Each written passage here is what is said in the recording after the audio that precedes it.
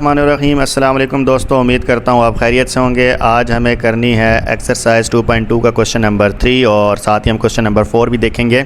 और question number 3 में ये कहता है कि आपने वैल्यू ऑफ एक्स मालूम करनी है इन फॉलोइंग क्वेश्चंस। और क्वेश्चन नंबर 4 में भी वो ये कहता है कि जो क्वेश्चन नंबर 2 में आपको अननाउंस थे उनको आपने फाइंड आउट करना है। तो बेसिकली इस क्वेश्चन के अंदर हमने क्या करना है कि हमने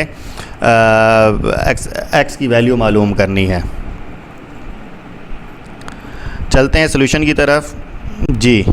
तो पहला क्वेश्चन है आपका log of 3 with base x equal है 1 के। तो जब आप इसको लॉगरिदमिक फॉर्म में ये लिखा हुआ है, जब आप इसको एक्सपोनेंशियल फॉर्म में लिखते हैं तो आपको पता है कि ये x जो है वो बेस है, 3 यहाँ पे नंबर है और 1 जो है ये पावर है।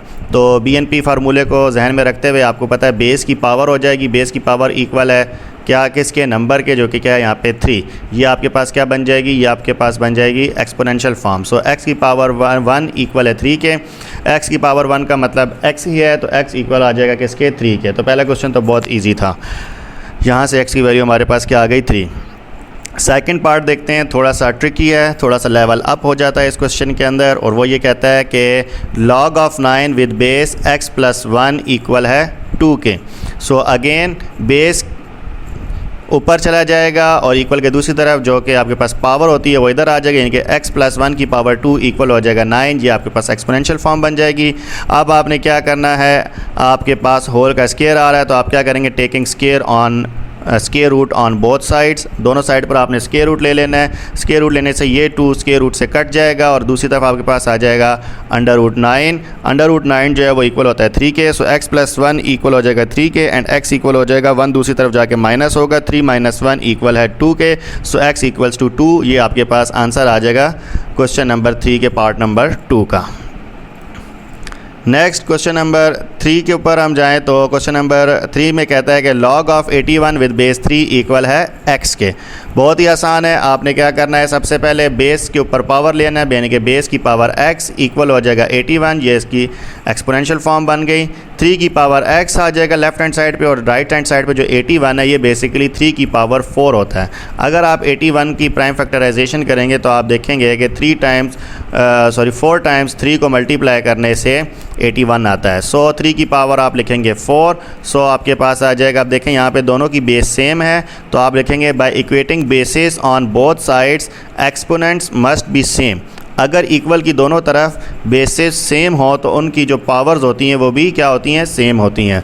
लिहाजा x इक्वल आ जाएगा 4 के बाय इक्वेटिंग एक्सपोनेंट्स। ठीक है, इनकी पावर्स को सेम रखते हुए आपके पास x का जो आंसर आएगा वो क्या होगा, वो 4 होगा। ठीक है, तो ये था क्वेश्चन नंबर 3 का 3 पार्ट। नेक्स्ट क्वेश्चन नंबर 3 के 4th पार्ट में कहता है log of 64 with base 2 equal है x प्लस 1 के।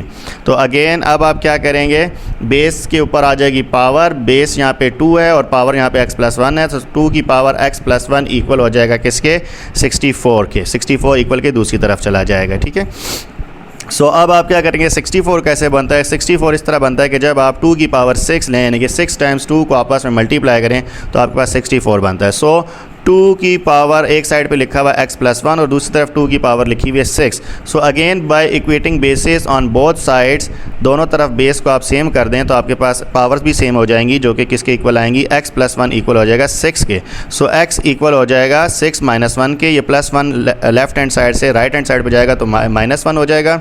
6 माइनस 1 करने से आपके पास आंसर आएगा x इक्वल्स टू 5। तो ये था आपके पास क्वेश्चन नंबर 4 का आंसर।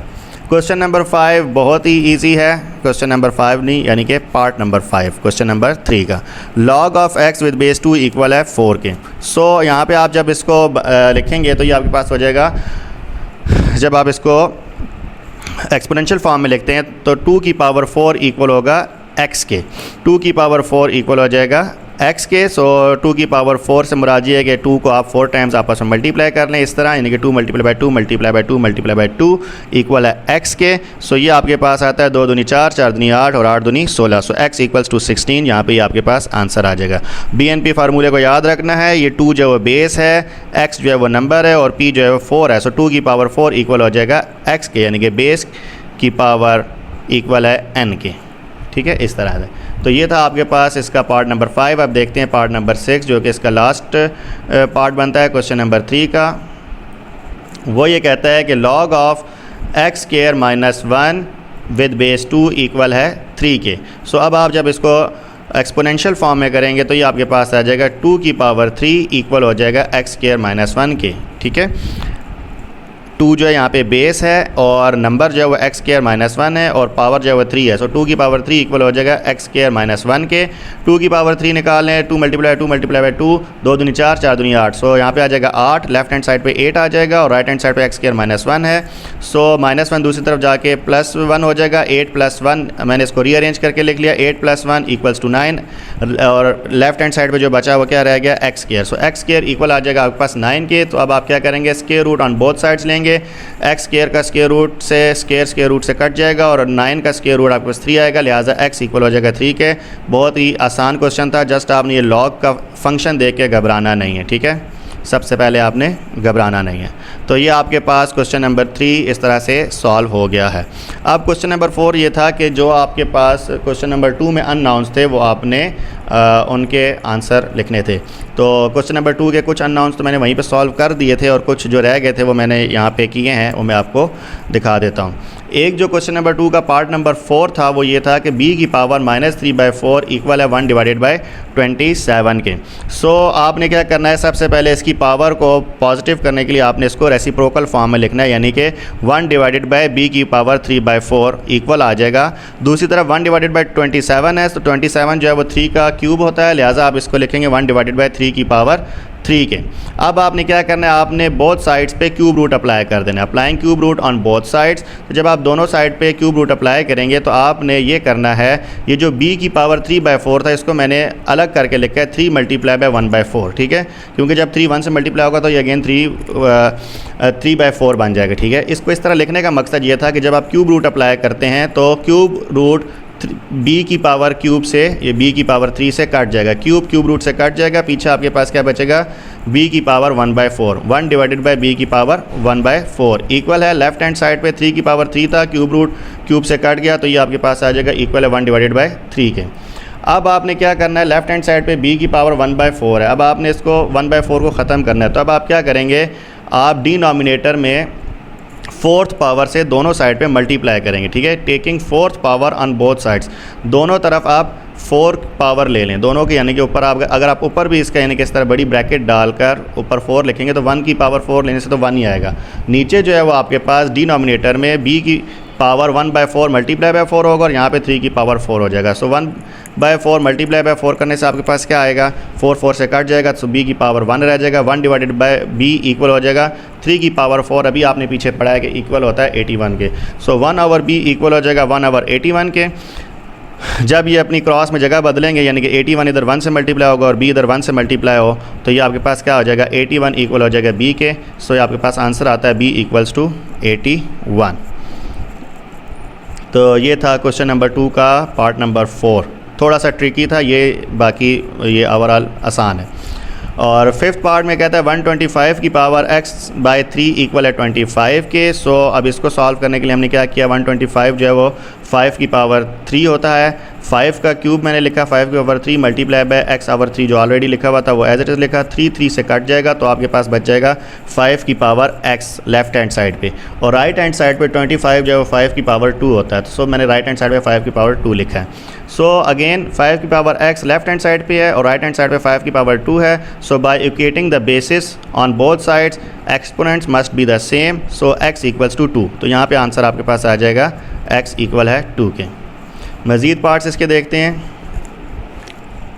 अच्छा, ये यहाँ पे जो इसका क्वेश्चन नंबर 3 था वो आपने पहले log of x with base 5 equal है 5 किया। जब आपने इसको एक्सपोनेंशियल फॉर्म में लिखा 5 की पावर 5 इक्वल है x के, तो जस्ट आपने 5 की पावर 5 निकाल लेना है, कैलकुलेटर से निकाल लें या 5 टाइम्स इसको मल्टीप्लाई करके देखें तो x इक्वल आएगा 3125 के। ठीक है, तो ये इसका x का यहाँ पे आंसर आएगा।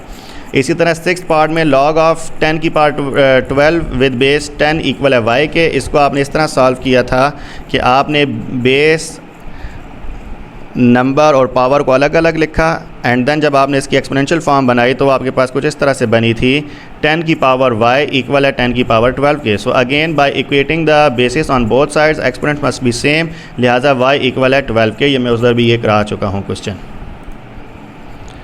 ओके, क्वेश्चन नंबर 8 जो था उसमें आपने क्वेश्चन नंबर 8 में आपके पास था log of x cube plus 1 base 3 equal है 2 के। इसको जब आपने एक्सपोनेंशियल फॉर्म में लिखा तो आपके पास कुछ इस तरह की फॉर्म बनेगी 3 की पावर 2 इक्वल है एक्स क्यूब प्लस 1 के।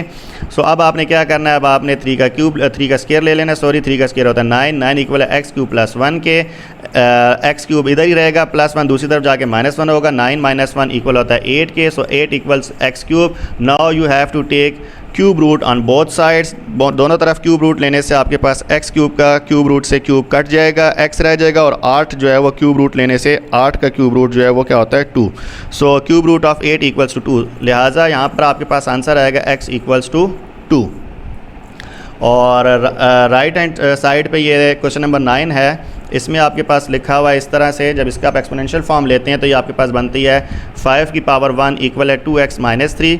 सॉल्व करेंगे 5 इक्वल है 2x माइनस 3 के, 5 इधर -3 इधर आके प्लस हो जाएगा, 5 प्लस 3 इक्वल है 2x, 2x equals to 8 and x equals to 8 divided by 2, so x equals to 4। ये आपके पास आंसर आ जाएगा।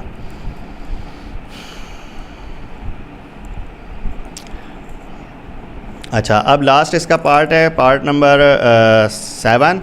और इसकी जब आप एक्सपोनेंशियल फॉर्म यानी कि जो क्वेश्चन था उसको ही हमने एज इट इज़ लिखा, और अगेन आपने इसको सॉल्व करते हुए क्या करना है कि 256 जो है वो क्या है, वो 4 की पावर 4 से 256 आता है। सो 4 की power 4 multiply by x by 4 जो पहले से था वो आपने लिखा, 4 से कट जाएगा, 4 की पावर x आ जाएगा। राइट हैंड साइड पे 1 डिवाइडेड बाई 64 है, तो 1 डिवाइडेड बाई 64 जो है वो इक्वल होता है 1 डिवाइडेड बाई 4 की पावर 3। और 4 की पावर 3 को जब आप इसको रेसिप्रोकल में जब आप इसको ऊपर लेके जाएंगे, डिनोमिनेटर से न्यूमरेटर में लेके जाएंगे, तो ये आपके पास 4 की पावर -3 हो जाएगा। तो लेफ्ट हैंड साइड पे आपके पास लिखा हुआ है 4 की पावर x इक्वल है राइट हैंड साइड में 4 की power -3। By equating the bases on both sides powers must be same, so x equals to -3, ये आपके पास इसका आंसर आ जाएगा।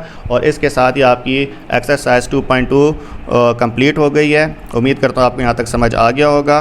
देर से वीडियोज़ अपलोड होने के लिए माज़रत ख़्वाह हूँ, और अगर इसके अंदर आपको किसी क्वेश्चन में कोई क्यूरी हो तो आप मुझे ज़रूर कमेंट्स में पूछें, मैं इंशाल्लाह आपकी तमाम क्यूरीज़ का खातिर खा जवाब दूँगा।